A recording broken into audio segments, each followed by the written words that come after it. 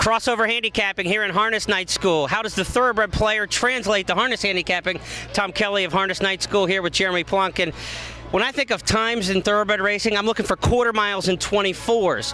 What are we looking at on the clock in harness racing? Well, I'd say you're, depending on the class of the horse and the size of the racetrack, again, anything faster than 28 seconds is considered a pretty quick quarter.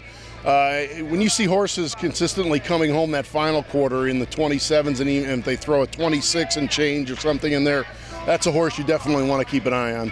So a horse moving faster at the end of the race, similar to what we see in turf racing in American thoroughbred racing. You like those horses that are finishing the faster, the final fractions than the earlier? I would definitely say that's a perfect comparison to it. In harness racing, you'll see guys try and put on the brakes between the quarter and the half-mile pole, get that breather, or even the middle half of the race, try to get an entire breather through there, and then make it an all-out sprint for home. When it comes to thoroughbred handicapping, you know, the track varying is such a big deal. The track is deeper some days than others, and 109 one day may not be the same as 109 the next.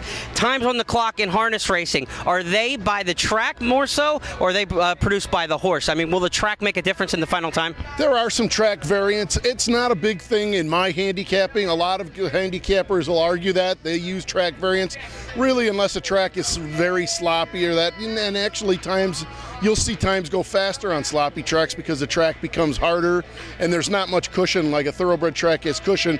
If this track becomes harder and with a little bit of moisture in it, actually helps it. So I don't really think that the track variants come into play as much in the harness game as they do as thoroughbreds.